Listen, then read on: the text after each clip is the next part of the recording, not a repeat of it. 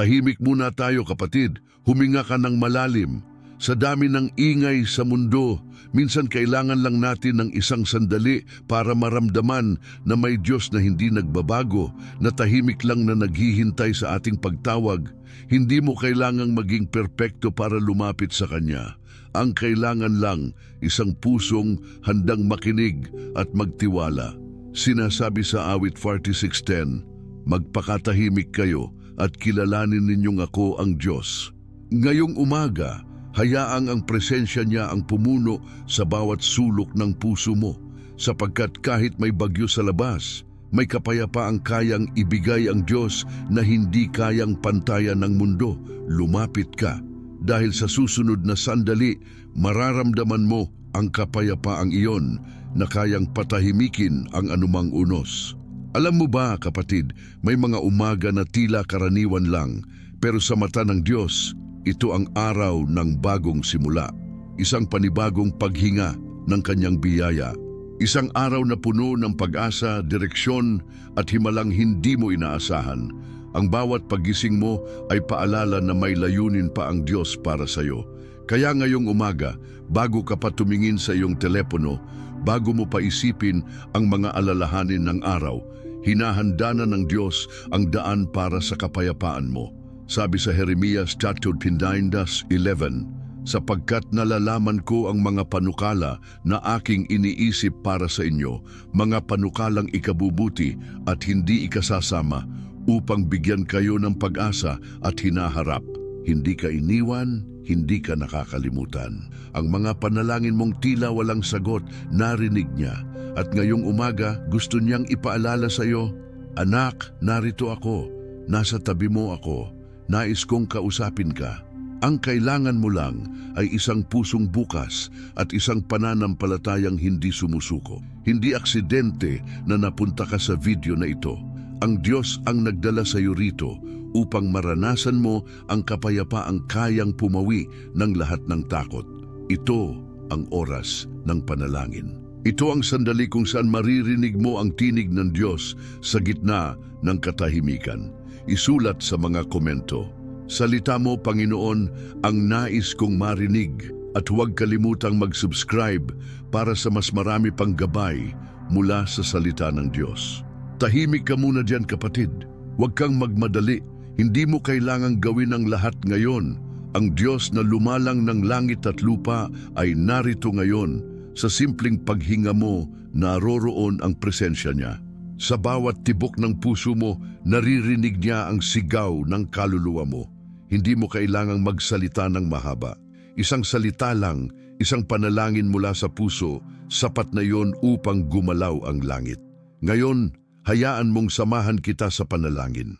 Hindi ito ordinaryong panalangin. Ito ay panalangin ng pagsuko, panalangin ng pag-asa, panalangin ng pag-ibig na naghihintay ng kasagutan.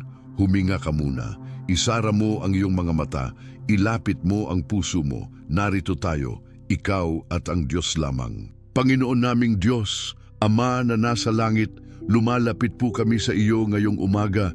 Iniaalay namin ang unang sandali ng araw na ito bilang isang handog na mabango sa iyong harapan. Hindi kami karapat-dapat, ngunit sa biyaya mong walang kapantay, binubuksan mo ang langit upang kami dinggin. Salamat po Ama sa panibagong buhay, sa bagong umaga, sa bagong pag-asa. Turuan mo po kaming tumahimik at makinig. Sa mundo na puno ng ingay, ikaw ang nais naming marinig. Huwag hayaan na kami madala ng takot, kaba o alinlangan. Sa halip, puspusin mo po kami ng iyong kapayapaan. Kapayapaang gaya ng sinabi mo sa Juan 14:27, kapayapaan ang iniiwan ko sa inyo, ang aking kapayapaan ang ibinibigay ko sa inyo. Hindi ito gaya ng ibinibigay ng sanlibutan. Huwag kayong mabalisa, huwag kayong matakot. Panginoon, dumudulog po kami sa iyong paanan na may pusong mapagpakumbaba. Nakita mo ang aming mga pinagdadaanan. Alam mo ang mga bagay na hindi namin kayang sabihin kahit kanino. Mga tanong na matagal nang bumabagabag sa puso, mga pangarap na tila nawala, mga pangakong iniiyak na lang namin tuwing gabi. Pero alam namin, Sa'yo walang nasasayang, walang luha ang hindi mo binibilang, walang sigaw ng puso ang hindi mo naririnig. Kaya ngayon, Panginoon, kami po ay humihingi ng direksyong banal. Sa bawat desisyon namin ngayong araw, Ikaw ang manguna. Buksan mo ang mga pintong ayon sa iyong kalooban at isara mo ang mga hindi para sa amin. Iligtas mo kami mula sa kaguluhan, mula sa maling landas. Gawin mong malinaw ang iyong tinig, ang iyong banal na bulong sa bawat hakbang. Panginoon, alam naming maraming bagyo ang umiikot sa paligid namin. Problema sa pamilya, sa trabaho, sa kalusugan, sa kinabukasan. Pero alam din namin na sa gitna ng bagyo, may tinig kang nagpapatahimik. Isang salita mo lang, Panginoon, kayang tumigil ang lahat ng kaguluhan. Kaya't hinihiling po namin, bigkasin mo ang salitang iyon sa buhay namin ngayon. Bigkasin mo, tigil ka na, bagyo, at kami mananampalataya na ang katahimikan ay darating. Sa awit 23, sinabi mo, pinapahimlay niya ako sa luntiang pastulan, inaakay sa tahimik na tubig. Pinanunumbalik ang aking kaluluwa. Ama, hayaan mong maranasan namin ang kapahingahang iyon. Sa mundong palaging nagmamadali, nais naming manatili sa presensya mo. Ibalik mo kami sa lugar ng kapayapaan. Ang lugar kung saan hindi performance ang batayan ng pagmamahal, kundi relasyon. Dahil anak mo kami at ikaw ang aming ama, pinapatawad namin ang sino mang nakasakit sa amin. Hindi dahil madali, kundi dahil ito ang gusto mong gawin namin. Pinalalaya namin ang sarili namin sa galit, sama ng loob at pait. Tinatanggap namin ang iyong pagpapatawad at ibinabahagi rin namin ito. Tulungan mo kaming magmahal gaya ng pagmamahal mo. Linisin mo ang puso namin, gawin mo kaming daluyan ng iyong presensya. Panginoon, kami po ay humihiling din ng pagpapagaling, hindi lang sa katawan, kundi sa kaluluwa, sa puso, sa alaala. Hipuin mo ang mga may sakit, ibalik mo ang lakas ng mga napapagod, aliwin mo ang mga nalulumbay, gamutin mo ang mga pusong sugatan, ang mga damdaming pinagod ng buhay. Alam namin, wala kang hindi kayang ayusin. Kaya't iniaalay po namin sa iyo ang lahat ng may sakit sa pamilya namin, ang lahat ng pinagdadaanan sa pananalapi, ang mga anak naming may iniindang paghihirap. Ama, ikaw ang aming tagapagpagaling. Nagpapasalamat kami, Panginoon, kahit wala pa kaming nakikitang pagbabago dahil naniniwala kaming ikaw ay tapat. Hindi mo kami iiwan, hindi mo kami pababayaan. Sabi nga sa Roma 8:28, alam nating sa lahat ng bagay ay gumagawa ang Diyos para sa ikabubuti ng mga umiibig sa Kanya. Kaya't nagtitiwala kami, kahit hindi malinaw ang lahat, ikaw ang may hawak ng direksyon. Sa iyo kami umaasa, sa iyo kami nagtitiwala. Salamat, Panginoon, sa araw na ito. Salamat sa pag-ibig mo. Salamat sa kapayapaan. Salamat sa pagsagot sa panalangin namin, sa paraan mong pinakamainam, sa oras mong pinakatiyak. Hindi kami natatakot sa kinabukasan dahil alam naming ikaw ang nangunguna. Hayaan mo kaming lumakad sa araw na ito ng may lakas, tapang at pananampalataya. Punuin mo kami ng kagalakan na hindi kayang agawin ng mundo. Gamitin mo ang aming buhay bilang ilaw sa madilim na lugar. Gamitin mo ang aming tinig upang ipahayag na may Diyos na buhay, Diyos na tapat, Diyos na kasama sa bawat hakbang. Ngayon, Ama, tinatanggap namin ang iyong kapayapaan. Binubuksan namin ang puso namin para sa iyong presensya. Tinatahak namin ang araw na ito ng may pag-asa at kagalakan. Alam naming ang Diyos na tumawag sa amin ay siya ring Diyos na magtatagumpay sa amin. Kaya't sa ngalan ni Jesus, kami nananalangin. Amen.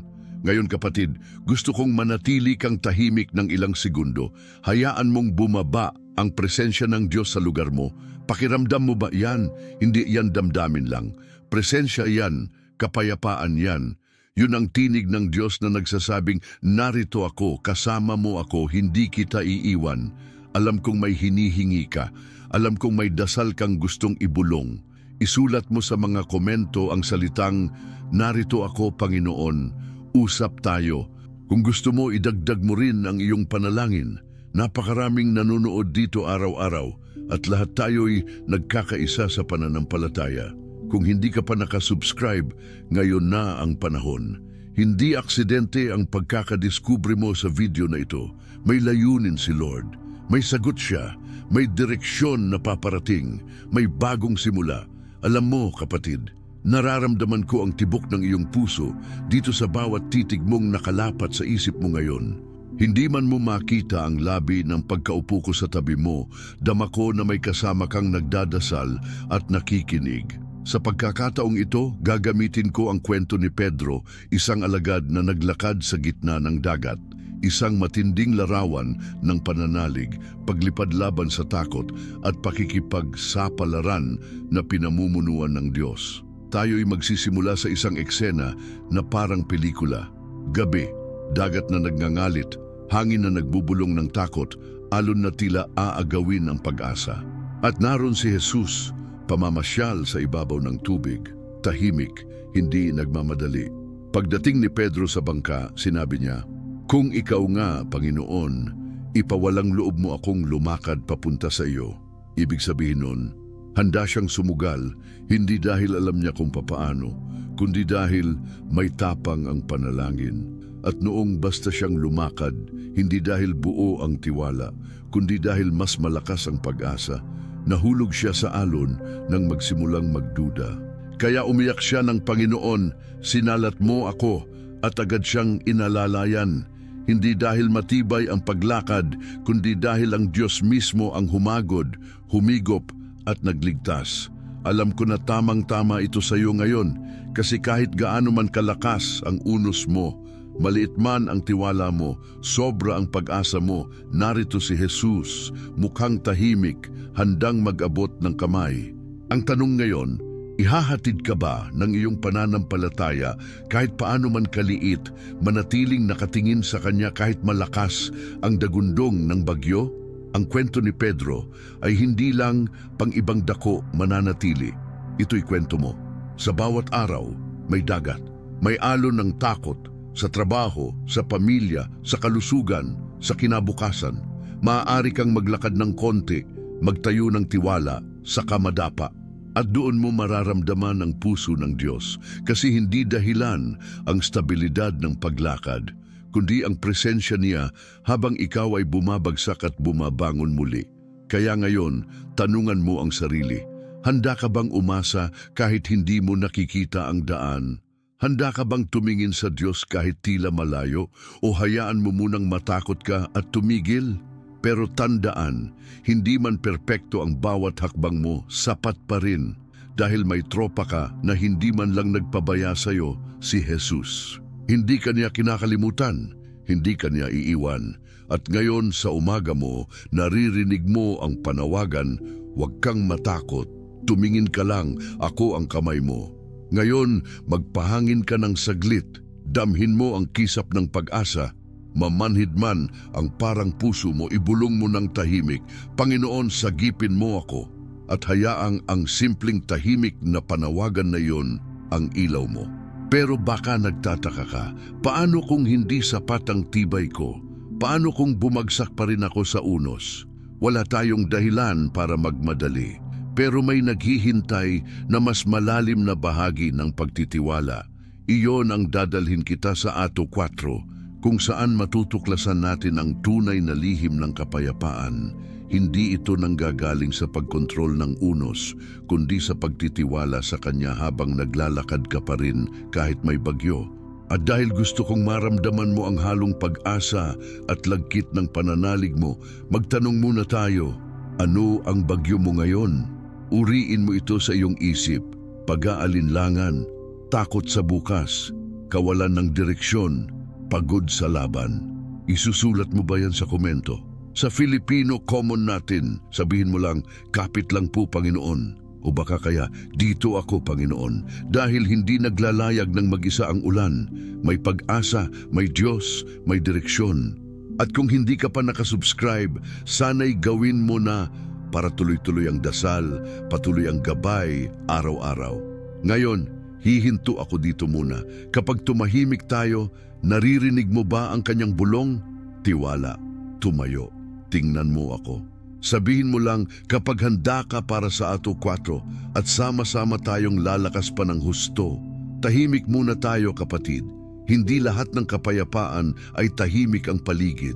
Minsan dumarating ang kapayapaan sa gitna ng ingay, sa gitna ng kaguluhan, sa gitna ng puso mong hindi na alam kung saan tutungo. At totoo, hindi madali, pero alam mo kung anong mas totoo. Ang presensya ng Diyos ay hindi kailanman nawawala sa tabi mo. Hindi siya kagaya ng mundo. Hindi siya kagaya ng mga taong umaalis kapag mahirap na. Siya ang Diyos na nananatili. Kahit hindi mo na siya maramdaman, kahit hindi mo na siya marinig, kahit tahimik ang langit, ang Diyos ay naroon pa rin. Tapat, matatag, naghihintay. Alam mo kapatid, hindi aksidente ang panunood mo ngayon. Alam kong may tanong kang bitbit, may bagay kang dala sa puso mong hindi mo na mabitawan. Paulit-ulit mong sinusubukang ayusin, pero parang mas lalo lang gumugulo. Gusto mong malaman ang sagot, gusto mong malaman ang direksyon. Pero ngayon, hayaan mong sabihin ko sa iyo ang isang katotohanan. Minsan, hindi sagot ang kailangan mo.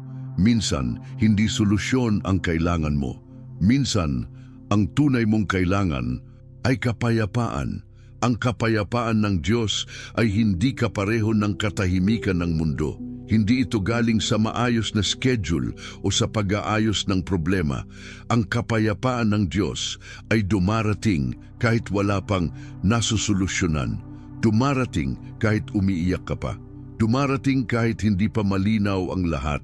At dumarating lang ito sa puso na handang magtiwala. Sabi sa Isaiah 26:3, iyong iingatan sa lubos na kapayapaan ang taong ang pag-iisip ay nakatuon sa iyo, sapagkat siya'y tumitiwala sa iyo. Tingnan mo yan, hindi sinabing iingatan ang taong maraming alam. Hindi rin sinabing iingatan ang taong walang problema. Ang sinabi, iingatan sa kapayapaan ang taong tumitiwala.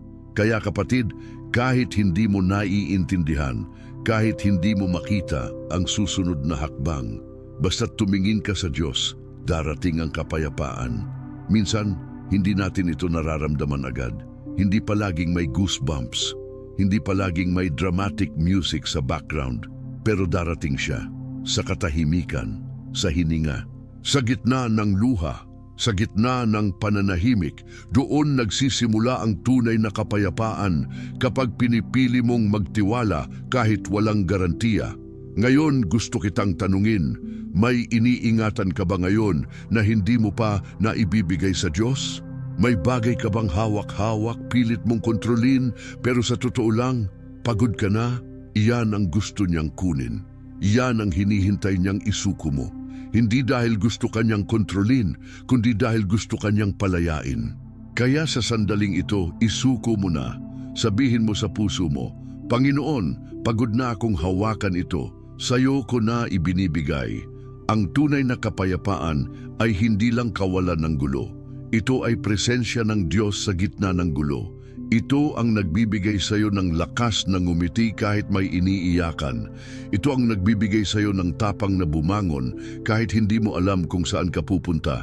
Ito ang bumubuo sa iyo kahit paulit-ulit kang nababasag. At alam mo ang maganda, hindi mo kailangang hanapin yan.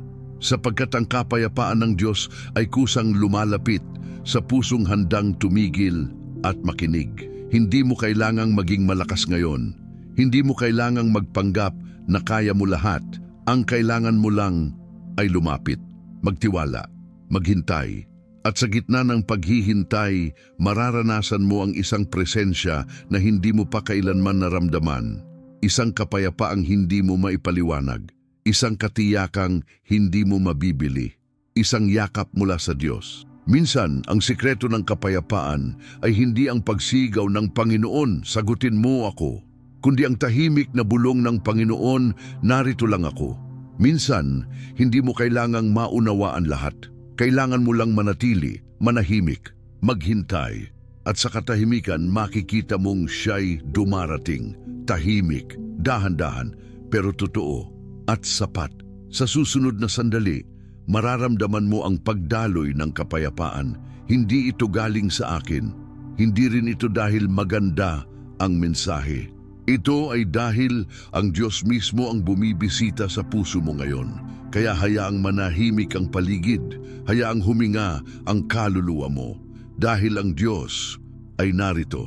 At kung naramdaman mo yan, kung sa simpleng sandaling ito ay tila may nawala sa bigat mo, kung tila may liwanag na sumilip sa dilim mo, alam mong hindi ito basta salita lang.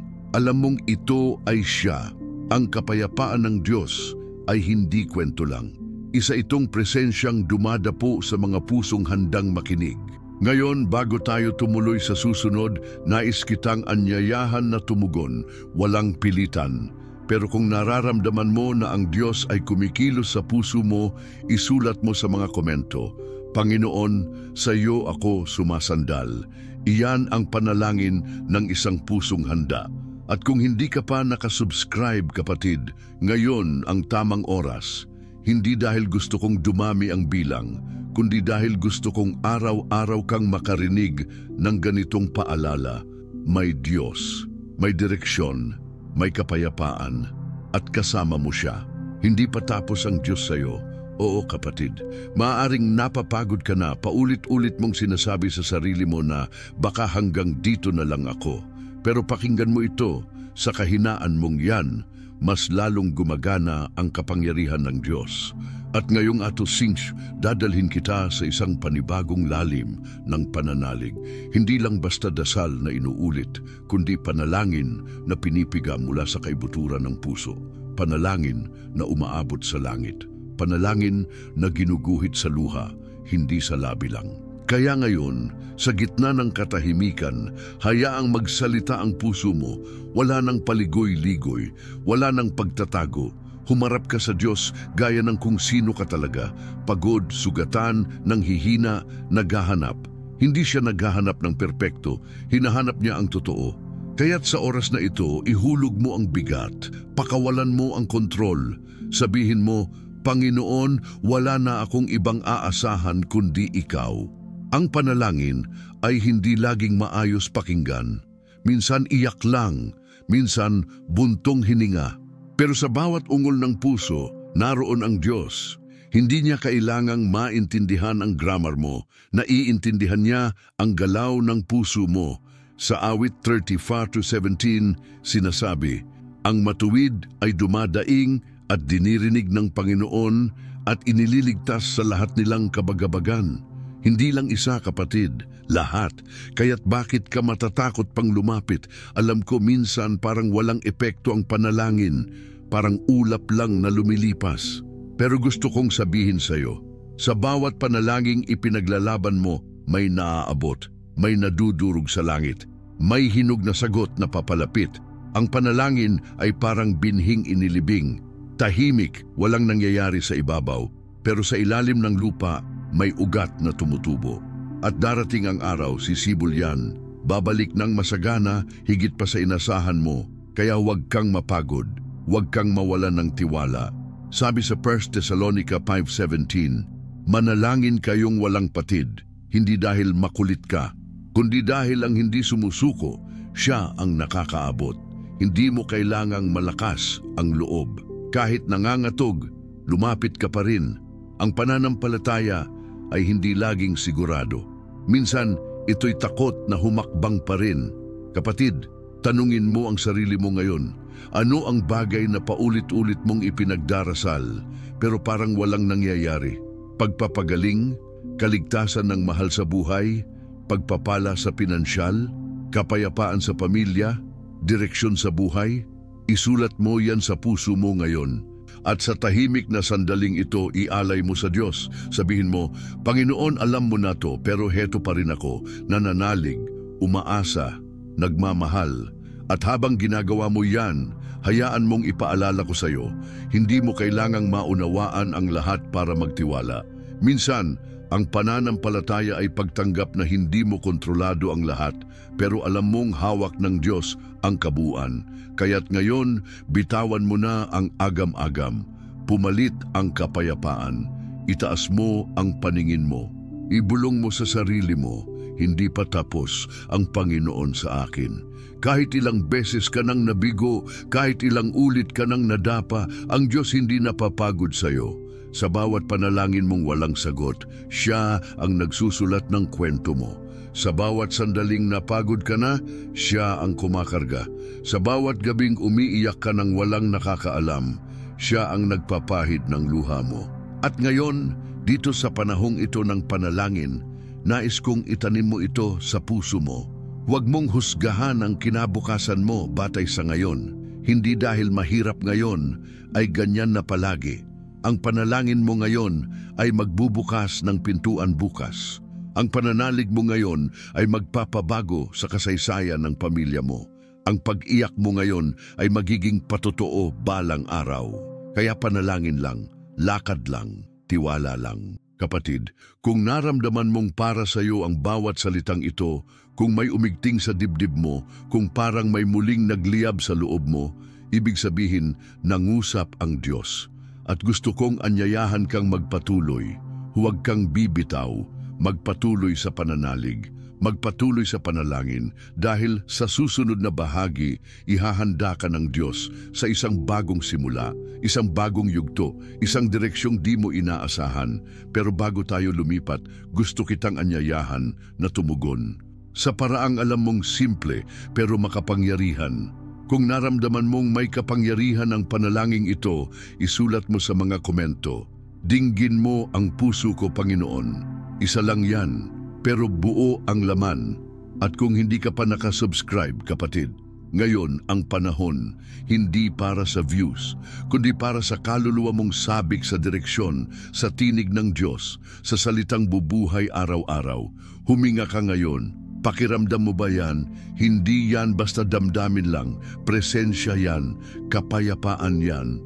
At yan ang nagpapatunay, narito ang Diyos. At hindi siya aalis, nandito ka na. Hindi ka nagpaligoy-ligoy, hindi ka tumigil. Ngayon, narating mo ang pinakadiwa ng panalangin, ang sandali kapag nasa ibabaw ka na ng langit at lupa at doon mo marinig ng malinaw. Ako ang iyong kapanalig, ako ang iyong tuwid na daan. Kapag tumigil ka sa pag-asa at tinanong mo ano na ang susunod, ang sagot ngayon ay hindi biro. Ito ay isang pangakong bumabalot sa kaluluwa. Ang Diyos mismo, hindi sagot kundi Kanya. Gaya ng ilaw na dahan-dahang sumisiklab sa umaga, dahan-dahan mo ring mararamdaman ang pag-init ng presensya niya sa loob mo. Hindi dahil hawak mo ang solusyon, kundi dahil hinahawakan ka niya. Hinahawakan ang iyong pangarap, hinahawakan ang iyong kahinaan, hinahawakan ang iyong pananampalataya ng paunti-unti, hinubog ng Diyos na mapayapa, ngunit matibay. At kaya ngayon, sa Atos 6, natapos na ang lahat ng tanong, natigil na ang pag-aalinlangan.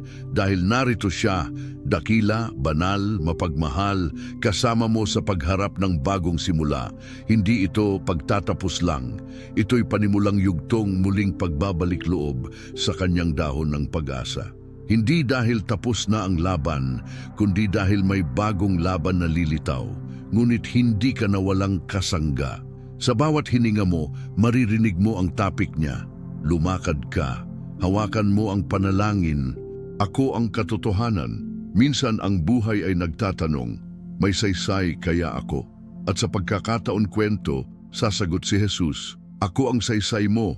Ako ang nagbigay buhay sa daan na tinatahak mo. At ngayong umagang ito, hayaan mong hawakan ka ng kanyang salita. Hindi para baka mawala ang pangarap mo, kundi dahil ikaw ang mismong pangarap niya. At dahil gusto kitang kasamahan sa bagong yugto na ito, hihingin ko lang, kung naramdaman mong may buhay itong salita, isulat mo sa komento ang ikaw ang saysay ko, Panginoon.